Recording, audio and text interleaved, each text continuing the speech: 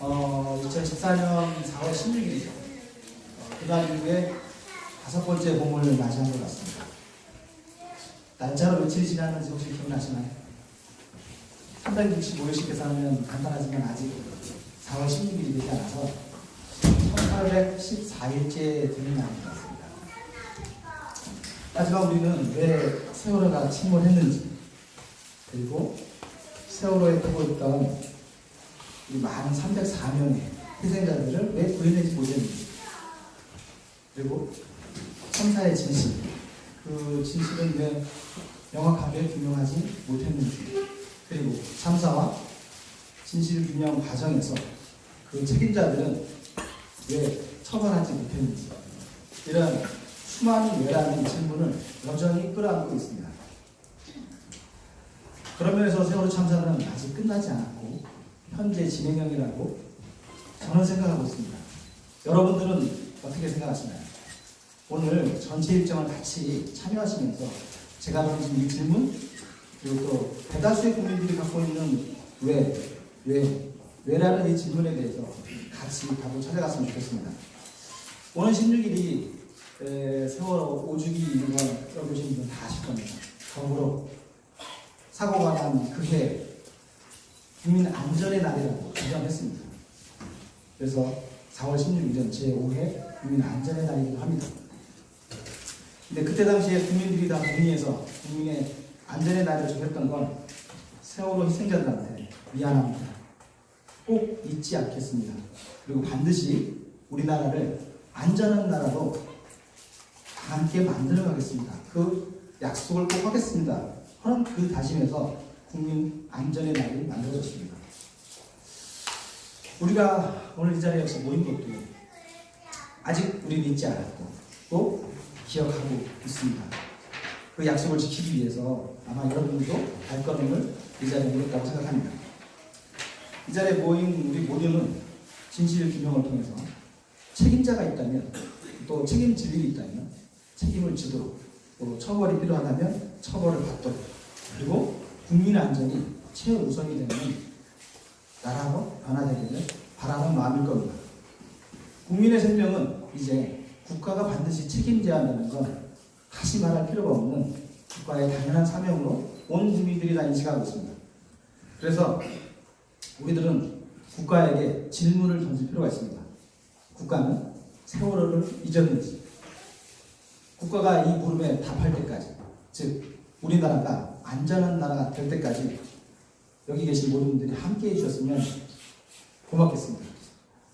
끝나는 시간까지 같이 의문점에 대해서, 그리고 앞으로 우리가 어떤 행동을 같이 해나갈지에 대해서 스스로 해답을 찾아가는 시간이 되셨으면 고맙겠습니다.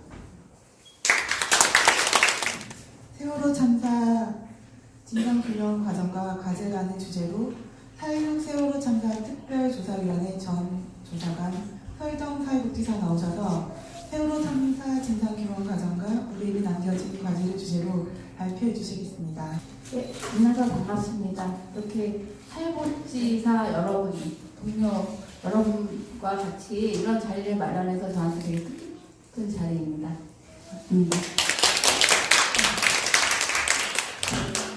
이 자료는 제가 작년 2월 6일에 국회 토론회에서 발표했던 자료이고요. 이것을 좀 고쳐서 현재에 맞게 고친 것입니다.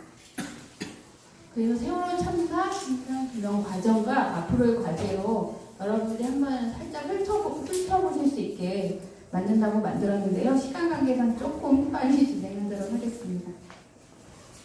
예, 목차는 세월호 참사의 진상규명 과정과 상황, 진상규명이 되어야 되는 이유, 그 다음에 세월호 참사의 성격, 그 다음에 참사의 진상규명 과제, 그리고 우리들의 과제, 이렇게 정리를 했습니다. 그러면 여러분들이 2014년 4월부터 현재까지 진상규명과 관련해서 어떤 활동들이 있었나 스크린으로 다 돌아가실 것 같습니다. 물론 부모님들은 새록새록 계속 노력하고 계시고요. 그동안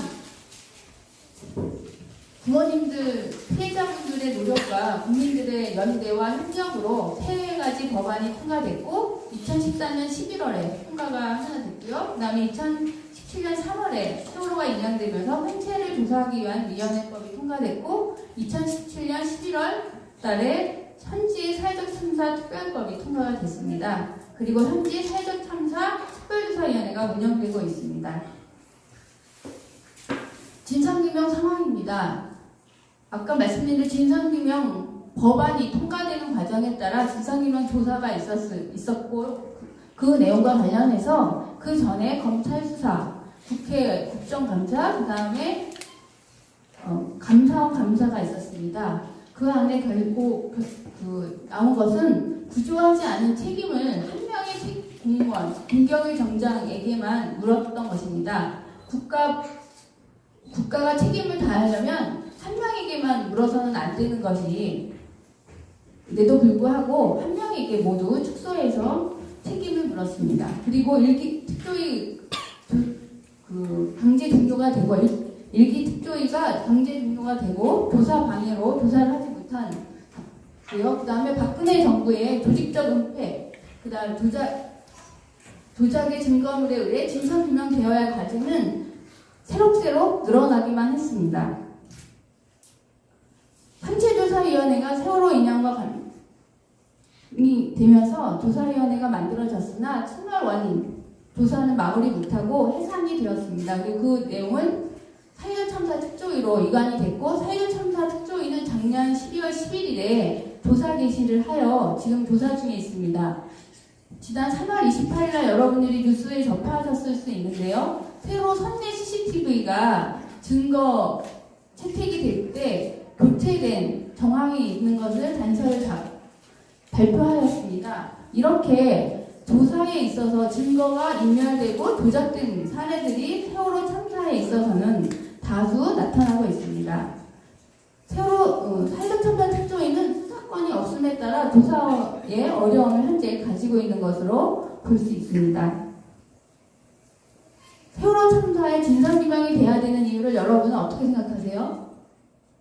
왜 진상규명이 돼야 되죠? 저는 이렇게 말씀드리고 싶습니다. 세월호 참사는 국가가 만든 참사입니다. 근데 또 하나는 세월호가 침몰하는 것을 우리 다 목도하지 않았습니까? 국민들 모두에게 커다란 놀라움이었고 부모님 포함해서 부모님은 직접 피해자라면 사실은 국민들도 간접 피해자라고 저는 생각을 하고 있거든요. 그래서 세월호 참사의 진상규명은 국가를 바로 세우는 길이고 세월호 참사의 진상규명은 국민의 사회적 치유 방법의 하나이다. 원인과 내용을 알아야 치유가 될 수 있다는 게 저의 생각입니다.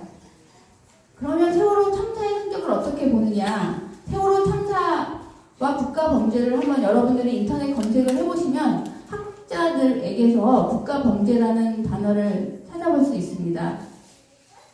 국가가 국민을 구조하지 않은 참사, 이에 대한 독립적 조사를 국가가 방해하고 진실을 은폐한 참사, 구조할 책임을 다하지 않고 국가폭력을 행사한 국가범죄로 저는 성격을 규정하고요. 그 안에 좀 설명을 드리면 국가 시스템 무능력 이상의 부작위 상황이 있었습니다. 구조하지 않은 거죠.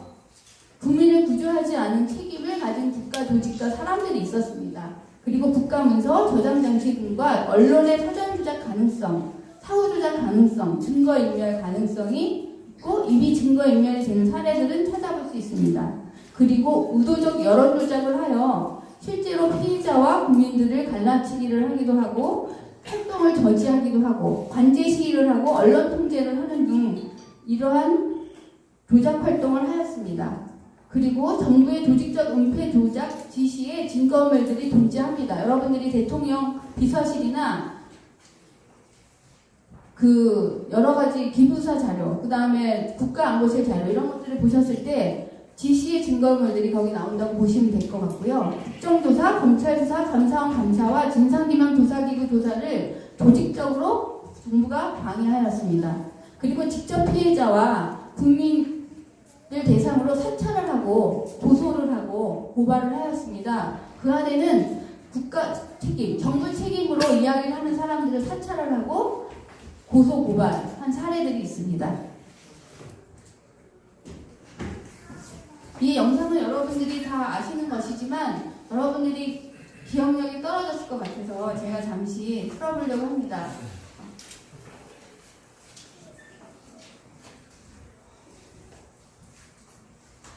세월호 참사 1년이 지났습니다만 아직 여러 가지 문제가 해결되지 않고 있는데요. 배에서 나오지 말라 이런 안내 방송과 함께 조타실에서 탈출하는 세월호 선원들의 모습이 동시에 잡힌 영상이 처음으로 공개됩니다. 화면으로 줄겠습니다. 네, 세월호 희생자의 가족이 이 아들의 억울함을 풀기 위해서 공개한 영상입니다. 배는 이미 기울어져 있는데요. 선원들은 탈출하기 위해서 준비를 서두르고 있습니다. 어떤 방송이 나오고 있는지 한번 들어보죠.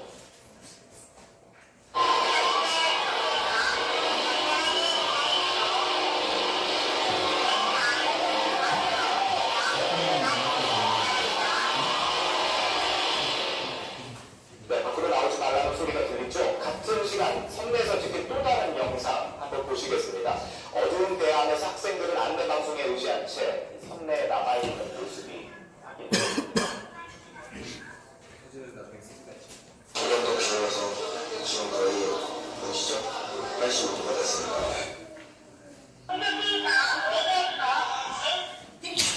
네, 대기하는 방송 계속 나오고 있네요.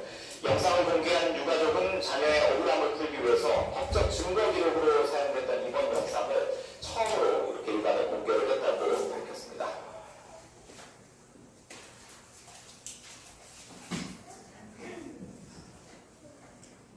예, 부모님들 모시고 봐서 많이 죄송합니다. 여러분들이 그 현장에 있었던 것을 도표로 그린 겁니다.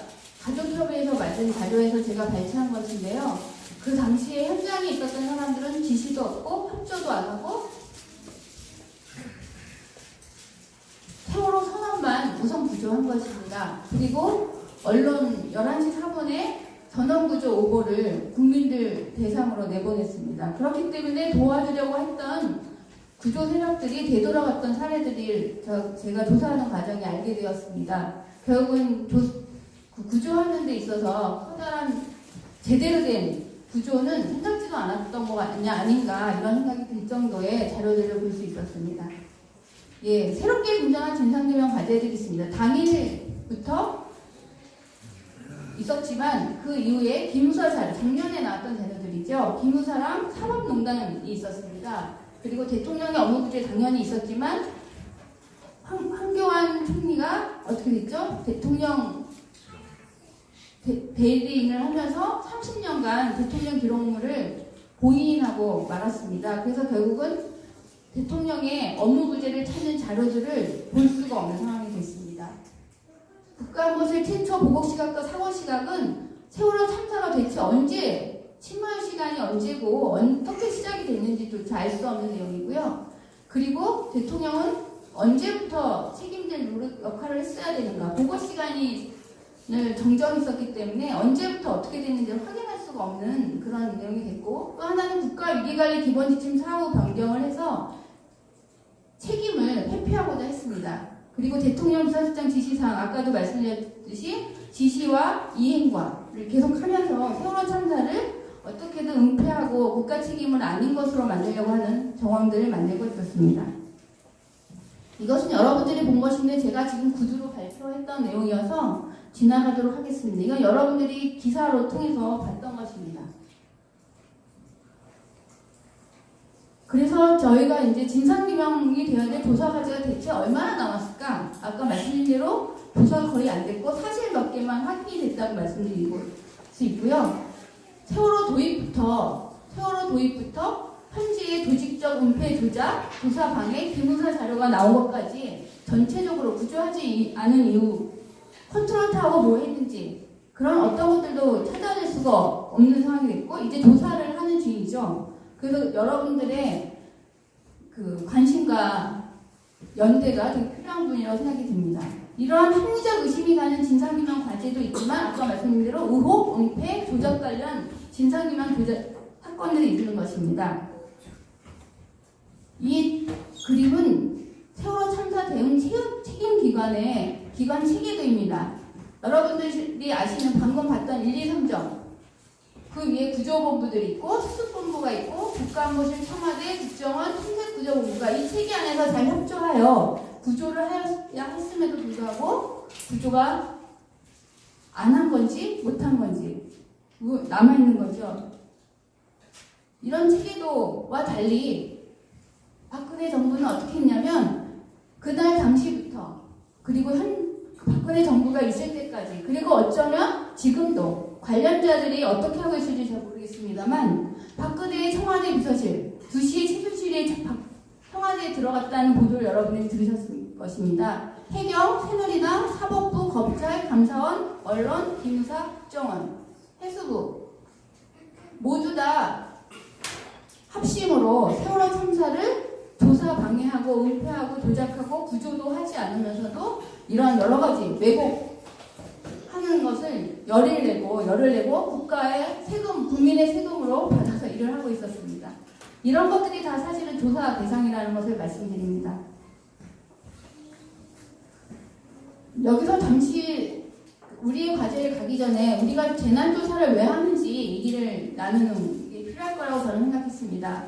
그러나 세월호 참사를 재난으로 말하는 것에 대해서 동의하지 않는 분들이 많습니다. 근데 이 단어는 재난은 영어 단어로 재난이라는 단어 외에는 없더라고요. 그래서 광의의 재난으로 인식하고 들으시면 될 것 같습니다. 이 내용은 2017년에 세월호 특조위를 중심으로 국제 세미나가 열렸습니다. 학자들, 재난학자들 간에. 그때 왔던 놀수 교수가 4.16 세월호 참사 국민조사위원회라고 국민과 가족분들이 만든 조사 연구단이 있었는데 그때 제공했던 자료를 제가 여러분들하고 같이 공유합니다. 왜 재난조사를 하는지 목적을 한 번 더 드려보도록 하겠습니다. 이 5가지인데요. 이 5가지를 하는 데 있어서 어려운 점이 있습니다. 책임 소재를 찾아야 되는 건 우리가 책임 소재를 지금 찾으려고 하죠. 책임자를 찾아서 원인을 확인하고 처벌을 하려고 하는 것입니다. 그런데 책임 소재가 제한되어 있고 증거가 부족하고 법률이 허점이 있고 정부가 의지가 부족해서 재난조사의 목적에 도달하지 못한다는 거거든요. 이 상황은 우리 모두에게 세월호 참사에 있어서 그대로 있었던 내용인 것을 여러분들이 알 수 있을 거라고 생각합니다. 또 하나는 세월호 참사를 설명할 수 있어야 되는데요. 언제 시작하고 언제 끝나는가, 어디서 일어난 사건인가, 사건의 경계는 어디까지인가, 그리고 재난이 느리게 진행된다면 반복되는 패턴은, 이거는 해상사고로 얘기하는 사람들이 해상사고가 세월호 참사 이후에 훨씬 더 증가했습니다. 이런 부분들을 볼 때 사실은 재난이 어디서부터 어떻게까지 여러분들이 하일리의 법칙이라는 걸 들어보신 적이 있을 거예요. 그래서 끊임없이 나타나고 있음에도 우리는 느끼지 못하고 또 조사를 하려면 맥락을 잡아서 조사해야 되기 때문에 실제로는 조사하기가 어려운 거죠. 사건을 어떻게 설명할지에 대한 어려움이 있습니다. 그리고 가장 우리나라에서 크게 작용했던 것은 정치적 대결 구도입니다. 아시죠? 더 얘기 안 드려도 될 것 같고요. 그다음 피해자의 요구에 응답하는 겁니다. 당연히 재난이 발생하면 피해자가 발생하는데 그분들의 요구에 응해야 되는데 도덕적 권리를 부정하고, 도덕적 권리를 부정한다는 것은 너는 피해자가 아니야, 뭐 돈을 받으려고 그래, 이런 식으로 도덕적 권리를 부정하고 사건 자체를 부정하고 피해자를 직접 공격하거나 조사를 방해하는 그런 행동을 하는 것입니다. 그래서 결국 목적을 도달하기가 어려운 것이고요. 그 다음에 교훈을 얻어야 됩니다. 우리는 이런 것을 고민을 해봤나? 안전사회 건설을 만들자라는 게 교훈 얻기인데요. 이 안에 재난의 건망증, 직역자라고 얘기하는 것은 재난의 건망증이라고 저는 생각하고요. 조직적 무지도 있죠. 그 다음에 영웅적인 재건도 있습니다. 위험사의 현실도 있습니다. 세월호 참사, 교통사고가 더 많이 나는데 라고 얘기하는 어떤 의원이 있었죠. 이렇게 위험사의 현실을 제공하기 때문에 교훈을 얻어가기가 어려운 부분이 있는 거죠. 그 다음에 참사를 종결해야 되는데 우리 미숙자 있잖아요. 희생자 시정 확인이 어렵고 재난의 의미를 찾고 부여하기 어렵고 지식의 증진이 안 돼서 대중의 신뢰를 얻기 어렵습니다. 대중의 신뢰를 얻는다는 것은 그동안에 우리는 세월호 참사는 더더욱 할 거라고 생각합니다. 이유는 뭐냐면 그동안 은폐하고 조작했기 때문에 음모론도 많이 나와 있고요. 우리가 아는 지식도 많으면서 그것과 반대되는 조사가 됐을 시 사실은 신뢰 얻기는 쉽지 않을 거라고 생각이 듭니다. 그다음 기억하기 추모 사업입니다. 마지막으로 애도하고 같이 그 다음을 세대를 고민을 해야 되는데 도쿄에 지어지지 않습니다. 물론 지금 세월호 아까 영상에 나왔지만 추모 공원을 만들려고 하지만 이 또한 여론을 나누려고 했던 정부의 시도 있어서 편안하게 가지 않고 있습니다. 피해자에게 2차 가해를 하고 있는 상황이거든요. 이런 부분들을 보시면 재난조사의 목적과 그것의 어려움을 한 번 더 생각해 보시면 좋을 것 같습니다. 그렇다면 우리는 무엇을 할까요? 저는 이렇게 생각했습니다. 세월호 참사에서 국민을 구조하지 않은 것은 국민을 생명으로 보지 않았기 때문이다. 여러분들 어떤 구애에 의원이 그랬나요? 쥐새끼라고 그랬나요? 여러분 생각할 때 국민을 사람으로 안 보기 때문입니다. 국민을 사람으로 볼 수 있게 해주는 게 되게 중요하고요. 먼저 우선은 세월호 참사의 실제 참사 관계자로 사실을 알고 있는 국민들의 협력이 필요합니다. 왜냐하면 세월이 많이 흘렀기 때문에. 그래서 여러분들 중에 해사 나오고 해제 나오고 분명히 해수부나 해경과 등등 어디에 근무하시는 분들이 있을 겁니다. 그리고 그분들이 제보를 하고 싶어도 용기가 없어서 못하는 경우들이 있을 거라고 생각이 드는데요. 이런 것들 용기를 주고 하는 과정을 가져야 될 것 같고, 또 하나는 생명과 안전 우선, 사회권을 보장하는 국가 만들기. 사회권을 보장한다는 건 뭐냐면요, 사람이 인간답게 살 권리를 국가가 알고 있어야 된다는 거죠. 그런 국가를 만들어야 이렇게 생명을 아무렇지도 않게 사익추구를 하면서 국가폭력을 아무렇지도 않게 쓰지는 못할 거라고 생각이 듭니다. 그래서 사회권 보장하는 국가 만들기를 실천하고 행동하는 국민들의 연대와 협력이 필요하다고 생각이 듭니다. 예, 여기까지가 제가 발표하는 거고 시간이 좀 많이 오버됐습니다. 잘 들어주셔서 감사합니다.